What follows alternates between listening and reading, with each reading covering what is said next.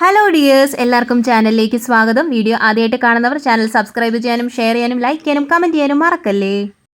Hello friends, അപ്പോൾ എല്ലാവർക്കും പുതിയൊരു വീഡിയോയിലേക്ക് സ്വാഗതം. അപ്പോൾ ഇതാണ് ചെറുകിഴങ്ങ്. അപ്പോൾ ഇന്നത്തെ നമ്മുടെ വീഡിയോയിൽ ചെറുകിഴങ്ങ് രണ്ട് രീതിയിൽ നടാം എന്നുള്ളതാണ് കാണിക്കുന്നത്. അപ്പം ഞാൻ നേരത്തെ ഒരു ഷോർട്ട് വീഡിയോയിൽ ഞാൻ ഒരു സ്ഥലത്ത് പോയ സമയത്ത് ഞാൻ ആ റോഡ് സൈഡിൽ കുറേ ഇതുപോലെ ചെറുകിഴങ്ങ് ഇങ്ങനെ പടർന്ന് നിൽപ്പുണ്ടായിരുന്നു. അപ്പോൾ അത് ഞാനിങ്ങനെ ഷോർട്ട് വീഡിയോയിൽ കാണിച്ചിട്ടുണ്ടായിരുന്നു. അപ്പോൾ കുറേ പേര് ചോദിച്ചു ഇത് എന്ത് തരം കിഴങ്ങാണ്, ഇതിൻ്റെ പേരെന്താണെന്നൊക്കെ ഉള്ളത്. അപ്പോൾ നമ്മുടെ നാട്ടിൽ ഇതിന് ചെറുകിഴങ്ങെന്നാണ് പറയാറ്. അപ്പോൾ കുറേ പേര് അതിൽ കമൻറ്റായിട്ട് അറിയിച്ചിട്ടുണ്ടായിരുന്നു നനക്കിഴങ്ങ്, പുതക്കിഴങ്ങ്, അങ്ങനെയൊക്കെ ഇതിന് പേര് പറയുമെന്നുള്ളത്. അപ്പം നമ്മുടെ ഇവിടെ ചെറുകിഴങ്ങെന്നാണ് പറയാറ്. അപ്പോൾ അന്ന് അതിൻ്റെ കിഴങ്ങൊക്കെ കാണിക്കാനായിട്ട് പറഞ്ഞിട്ടുണ്ടായിരുന്നു. അപ്പോൾ ഇതാണ് ആ ചെറുകിഴങ്ങ്. അപ്പോൾ നമ്മൾ അവിടുന്ന് പുഴുങ്ങാൻ വേണ്ടിയിട്ട് കുറച്ച് അവിടുന്ന് മേടിച്ചിട്ടുണ്ടായിരുന്നു. അപ്പോൾ അതിൽ നിന്ന് ബാക്കി നമ്മൾ നടാനായിട്ട് എടുത്ത് വെച്ചതാണ്. അപ്പോൾ അത് നമ്മൾ വെറുതെ എടുത്ത് വെച്ചതാണ്. അപ്പോൾ തന്നെ അതിനകത്തെല്ലാം തന്നെ മുള വന്നിട്ടുണ്ടായിരുന്നു. അപ്പോൾ അത് നമുക്ക് ഇന്ന് നടാം. അപ്പം ഇതുപോലെ നമ്മൾ ചാണക ലായനിക്കകത്ത് നമ്മൾ കലക്കിയിട്ടാണ് നമ്മൾ നടാനായിട്ട് എടുക്കുന്നത്. അപ്പോൾ അത് നമ്മളൊന്ന് തണലത്ത് വെച്ച് ഉണക്കിയെടുക്കും. അതിന് ശേഷമാണ് നമ്മൾ നടുന്നത്. അപ്പം ചാണകപ്പാലിനകത്ത് മുക്കിയിട്ട് നമ്മൾ ഇതുപോലെ എടുത്ത് വെക്കും. അപ്പം ചാണകപ്പാലില്ലാന്നുണ്ടെങ്കിൽ നമുക്ക് ചാരം കലക്കിയിട്ട് അതിനകത്ത് വേണമെങ്കിലും എടുത്തിട്ട് ഇതുപോലെ ഉണക്കാനായിട്ട് വെക്കാവുന്നതാണ്. അപ്പോൾ എൻ്റെ കുട്ടിക്കാലത്തൊക്കെ ഞാൻ ഈ കിഴങ്ങ് കുറേ കഴിച്ചിട്ടുണ്ട്. കാരണം നമ്മുടെ വീട്ടിലൊക്കെ കൃഷിയും ഒക്കെ ഉള്ളതാണ്. അപ്പം കാച്ചിൽ, ചേന, ചേമ്പ് ഇതെല്ലാം നമ്മൾ കുറേ പുഴുങ്ങി കഴിക്കുമായിരുന്നു. അപ്പോൾ അന്ന് കുറേ കഴിച്ചിട്ടുള്ളതാണ് ഈ ചെറുകിഴങ്ങ്. ഇന്നത്തെ കാലത്ത് ഇത് എത്ര പേര് കഴിച്ചിട്ടുണ്ടാവും, കണ്ടിട്ടുണ്ടാവും എന്നൊക്കെ ഉള്ളത് സംശയമാണ്. കാരണം ഇത് അന്യം നിന്ന് പോകുന്ന ഒരു കാർഷിക വിളയാണ്. അപ്പോൾ നമുക്ക് ആദ്യം നിലത്ത് എങ്ങനെയാണ് നടുന്നതെന്ന് നോക്കാം. അപ്പോൾ ആദ്യം ഒരു തടവെടുത്തിട്ടുണ്ട്. അപ്പോൾ ഇത് നന്നായിട്ട് നമ്മൾ ഇത് വെട്ടിക്കിളച്ചെടുത്തിട്ടുണ്ട്. എന്നിട്ട് നന്നായിട്ട് ഇതുപോലെ ഒന്ന് കൂമ്പാരം കൂട്ടി വെക്കണം. ഇപ്പം എന്തെങ്കിലും ഗ്രാവലൊക്കെ ഉണ്ടെങ്കിൽ അതൊന്ന് എടുത്ത് മാറ്റി വെക്കണം. അപ്പോൾ നന്നായിട്ട് കിളച്ച മണ്ണാണിത്. അപ്പോൾ നന്നായിട്ട് ഇത് കൂമ്പാരം കൂട്ടി വെച്ചിട്ടുണ്ട്. അപ്പോൾ ഇനി ഇതിനകത്തോട്ടാണ് നമ്മൾ കിഴങ്ങ് നടാൻ പോകുന്നത്. അപ്പോൾ നമുക്ക് ഒരു കിഴങ്ങ് ഇതിനകത്തോട്ട് നടാം. ഇതിനകത്തെല്ലാം അത്യാവശ്യം തന്നെ നല്ല വേരുകളൊക്കെ വന്നിട്ടുണ്ട്. അപ്പം ഈ വേര്, അതായത് ഈ വേരിലാണ് ഇനി കിഴങ്ങെല്ലാം പിടിക്കുന്നത്. അപ്പോൾ നമ്മൾ ഈ നടുന്ന കിഴങ്ങ് കുറച്ച് കഴിയുമ്പോൾ തന്നെ ഇതങ്ങ് അഴുകിപ്പോവും. അപ്പോൾ അത് അഴുകി അതിന് വളമായി വരും. എന്നിട്ട് ഈ വേരിലെല്ലാം നന്നായിട്ട് കിഴങ്ങ് പിടിക്കുന്നതായിരിക്കും. അപ്പോൾ ഇതാ ഇത്രയും ഒന്ന് താത്ത് വെച്ചാൽ മതി. അപ്പോൾ ഇത് ഫുള്ളായിട്ട് നമ്മളിപ്പോൾ മൂടുന്നില്ല.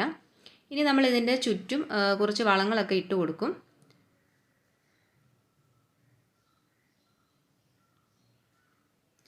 നമ്മൾ നട്ടൊന്ന് തല്ലി പൊത്തി വെച്ചിട്ടുണ്ട്. ഇനി നമുക്ക് ഇതിൻ്റെ പുറത്ത് എന്തൊക്കെയാണ് വളപ്രയോഗങ്ങൾ ചെയ്യുന്നതെന്ന് നോക്കാം.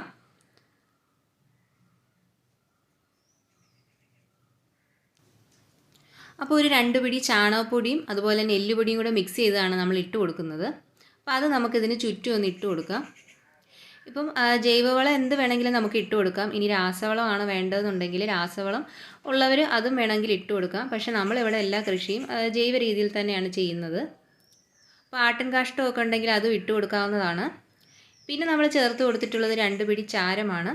അപ്പോൾ ചാരമൊക്കെ എല്ലാവരുടെയും വീട്ടിൽ കാണുന്നതാണ്. നമ്മൾ എന്ത് കിഴങ്ങ് വിള നട്ടാലും മസ്റ്റായിട്ട് ചേർത്ത് കൊടുക്കേണ്ടതാണ് ഈ ചാരം. അപ്പം നമ്മൾ ഇനി അതിൻ്റെ പുറത്തേക്ക് കുറച്ച് കരിയിലയും കൂടി ഒന്ന് ഇട്ട് കൊടുക്കുകയാണ്.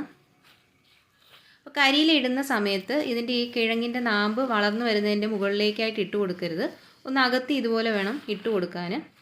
അപ്പോൾ നമ്മൾ കിഴങ്ങ് വളർന്നു വരുന്ന സമയത്ത് ഇതിൻ്റെ ഈ നാമ്പ് ഈ ഇലയിലെല്ലാം കുരുങ്ങിയിരിക്കും. അപ്പോൾ അതുകൊണ്ട് നമ്മൾ ഇല ഇതിൻ്റെ മുകളിലേക്ക് ഇട്ട് കൊടുക്കരുത്. അല്ലെങ്കിൽ അതെല്ലാം ഈ ഇലയുടെ അടിയിൽ ഇങ്ങനെ കുരുങ്ങിക്കിടക്കും. അത് മുന്നോട്ട് വളർന്നു വരാൻ പ്രയാസമായിരിക്കും. അപ്പോൾ ഇനി നമുക്ക് ചെയ്യേണ്ടത്, ഇനി ഇതിന് ചുറ്റും നമുക്ക് മണ്ണ് ഒന്ന് വെട്ടിക്കൂട്ടി കൊടുക്കണം. അപ്പം ഫുള്ളായിട്ട് നമ്മൾ അത്യാവശ്യം കുറച്ച് മണ്ണൊന്ന് ഈ കരിയിലെല്ലാം ഒന്ന് കമ്പോസ്റ്റായി ഒന്ന് വളമായി വരാനുള്ള രീതിയിലാണ് നമ്മൾ മണ്ണിട്ട് കൊടുക്കുന്നത്. ഫുള്ളായിട്ട് നമ്മൾ ഒത്തിരി മണ്ണ് ഇതിൻ്റെ പുറത്തേക്ക് ചേർത്ത് കൊടുക്കണമെന്നില്ല. അപ്പോൾ അത്യാവശ്യം നമ്മൾ മണ്ണ് ചേർത്ത് കൊടുത്തിട്ടുണ്ട്. അപ്പോൾ നമ്മൾ ആ കിഴങ്ങിൻ്റെ മുളയിൽ ജസ്റ്റ് ഒരു ഇച്ചിരി മണ്ണും കൂടി ഒന്ന് ഇട്ട് കൊടുത്തിട്ടുണ്ട്. അപ്പോൾ ഇനി ഇതെല്ലാം നന്നായിട്ട് തന്നെ വളർന്നു വരും. അപ്പോൾ ഇതിനി നമ്മളിവിടെ ഒരു 7-8 മൂട് നമ്മളിങ്ങനെ നട്ടിട്ടുണ്ട്. അപ്പോൾ ചിലർ ഒരു തടത്തിൽ 2 കിഴങ്ങൊക്കെ വെച്ച് നടാറുണ്ട്. പക്ഷേ നമ്മളിവിടെ നേരത്തെ തൊട്ട് ഒരു തടത്തിൽ ഒരു കിഴങ്ങ് വെച്ചാണ് നടാറുള്ളത്. അപ്പം നമ്മളിനി ഇത് വളർന്നു വരുന്ന സമയത്ത് നമ്മളിതിന് കമ്പൊക്കെ കുത്തി കൊടുക്കും പടരാൻ വേണ്ടിയിട്ട്.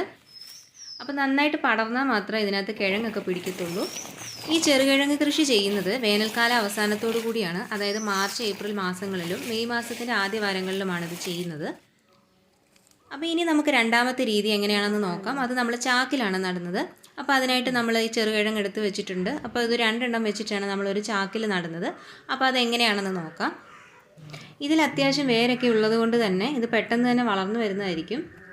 അപ്പം വേനൽ അവസാനിക്കുന്നതോടുകൂടി നമ്മൾ ഇത് നടുമ്പോൾ പിന്നീട് മെയ് ഒരു പകുതിയൊക്കെ ആകുമ്പോൾ തന്നെ നമുക്ക് നല്ല മഴ ലഭിക്കും. ആ സമയത്ത് ഇത് നല്ല കരുത്തോടെ വളർന്നു വരുന്നതായിരിക്കും. അപ്പം നമുക്ക് ഈ ഒരു 2 ചാക്കിലാണ് ഞാനിന്ന് ചെറുകിഴങ്ങ് നടാൻ പോകുന്നത്. അപ്പം നമ്മുടെ വീട്ടിലൊക്കെ എന്തെങ്കിലും പഴകിയ ചാക്കുകളോ ഒക്കെ ഉണ്ടെങ്കിൽ അത് വേണമെങ്കിൽ നമുക്ക് എടുക്കാം. എന്തായാലും ഒരു പ്രാവശ്യം മാത്രമേ നമുക്ക് ഇതുപോലെ ചാക്കിനകത്തൊക്കെ കിഴങ്ങ് നടാൻ പറ്റത്തുള്ളൂ. കാരണം ഇത് വളർന്നൊക്കെ വരുമ്പോൾ തന്നെ ഈ ചാക്കെല്ലാം ഏകദേശം നശിച്ചു പോയിരിക്കും. അപ്പോൾ ഇതുപോലെയുള്ള കട്ടി കുറഞ്ഞിട്ടുള്ള ചാക്ക് എടുക്കുന്നതായിരിക്കും നല്ലത്. അപ്പോൾ നമുക്ക് നന്നായിട്ട് ഇതിനകത്തോട്ട് കരിയിലയൊക്കെ അങ്ങോട്ട് ചേർത്ത് കൊടുക്കാം. അപ്പോൾ ഇത് പ്രധാനമായിട്ട് നമ്മളിവിടെ ചെയ്യുന്നത് നമ്മുടെ പറമ്പ് മുഴുവനും മരങ്ങളാണ്. അപ്പോൾ അതിൻ്റെ ചൂടൽ കൊണ്ട് നമുക്ക് അങ്ങനെ വലിയ കൃഷിയൊന്നും ചെയ്യാനായിട്ട് പറ്റുന്നില്ല. ചാക്കിലാവുമ്പോൾ നമുക്ക് നട്ടിട്ട് എവിടെ വേണമെങ്കിലും കൊണ്ടുവെക്കാവുന്നതാണ്. ഇപ്പം നമുക്ക് ടെറസ്, സ്ഥലപരിമിതി പ്രശ്നമുള്ളവർക്കൊക്കെ ആണെങ്കിൽ ടെറസിലൊക്കെ വേണമെങ്കിൽ നന്നായിട്ട് പടർത്തിയെടുക്കാവുന്നതാണ്. നന്നായിട്ട് നമ്മൾ എന്തെങ്കിലുമൊക്കെ കമ്പൊക്കെ കുത്തി കൊടുത്താൽ മതി.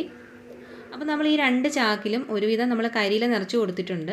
അപ്പോൾ ഇങ്ങനെ കരിയില നിറയ്ക്കുന്നത് കൊണ്ട് തന്നെ അത്യാവശ്യം നല്ല ഭാരമില്ലാത്ത ചാക്കായിരിക്കും. അതുപോലെ തന്നെ നന്നായിട്ട് ചെടികൾക്കൊക്കെ നന്നായിട്ട് തന്നെ വേരോട്ടം കിട്ടുകയും ചെയ്യും. അപ്പോൾ ഇനി നമുക്ക് കുമ്മായം ചേർത്തിട്ടുള്ള മണ്ണിലേക്ക് നമ്മൾ കുറച്ച് ഒരു 2 ചാണകപ്പൊടി നമ്മൾ 2 പിടി വീതം നമ്മൾ ഇട്ട് കൊടുക്കുകയാണ്. ഇതൊക്കെയാണ് ഇതിനകത്ത് മെയിനായിട്ട് ചേർക്കുന്ന ബേസിക്കായിട്ടുള്ള വളം. പിന്നെ നമ്മൾ ചാരവും ചേർത്ത് കൊടുക്കുന്നുണ്ട്. അപ്പോൾ നല്ല പൊട്ടാഷാണ്. നമുക്ക് ഇപ്പം വിറകിൻ്റെയൊക്കെ ചാരം ഇല്ലയെന്നുണ്ടെങ്കിൽ കരിയിലയൊക്കെ കത്തിച്ചിട്ടായാലും നമുക്ക് ആ ചാരവും വേണമെങ്കിൽ ഇതിനകത്ത് ഉപയോഗിക്കാവുന്നതാണ്.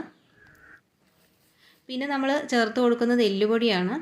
എല്ലുപൊടി ഒരു 2 പിടി വീതം നമ്മൾ ചേർത്ത് കൊടുക്കുകയാണ്. അപ്പോൾ എല്ലുപൊടിയൊക്കെ ചേർത്ത് കൊടുക്കുന്നത് നമ്മൾ ഈ ദീർഘകാല വിളകൾക്കാണ്. എല്ലുപൊടി പെട്ടെന്ന് റിസൾട്ട് കിട്ടുന്ന ഒരു വളമല്ല.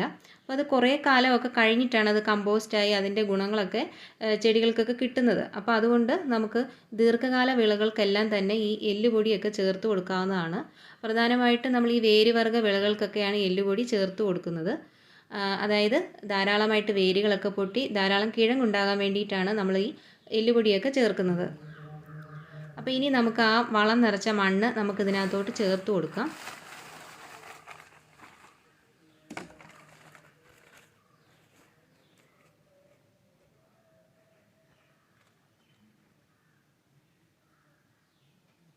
അപ്പോൾ അത്യാവശ്യം നമ്മൾ മണ്ണെല്ലാം ഒന്ന് നീക്കി കൊടുത്തിട്ടുണ്ട്. ഇനി അതിനകത്തോട്ട് നമുക്ക് കുറച്ച് പച്ചില ചേർത്ത് കൊടുക്കാം. അപ്പോൾ എന്തിൻ്റെ വേണമെങ്കിലും പച്ചിലയൊക്കെ ചേർത്ത് കൊടുക്കാം.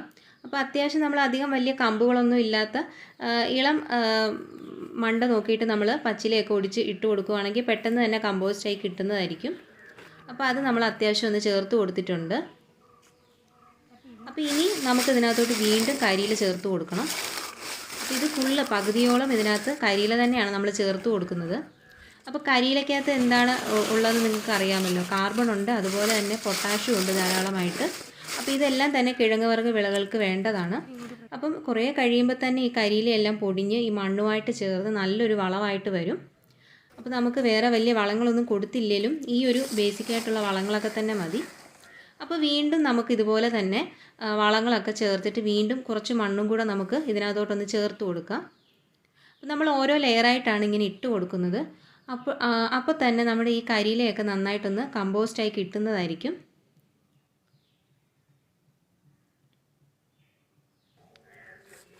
ഇനി നമുക്കിനി ചെയ്യേണ്ടതെന്ന് വെച്ചാൽ ഇനി ഇതിനകത്തോട്ട് വീണ്ടും നമ്മൾ കരിയില ചേർത്ത് കൊടുക്കുകയാണ്.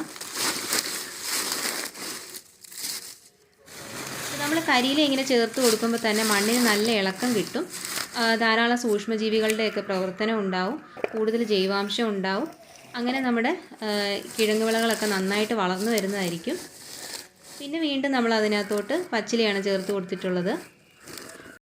ഇന്നത്തെ വീഡിയോ നിങ്ങൾക്ക് ഇഷ്ടപ്പെട്ടിട്ടുണ്ടെങ്കിൽ വീഡിയോ ഒന്ന് ലൈക്ക് ചെയ്യണം, ഷെയർ ചെയ്യണം, ചാനൽ ഒന്ന് സബ്സ്ക്രൈബ് ചെയ്യണം. എൻ്റെ മറ്റ് വീഡിയോസും കൂടി ഒന്ന് കണ്ട് സപ്പോർട്ട് ചെയ്യണം.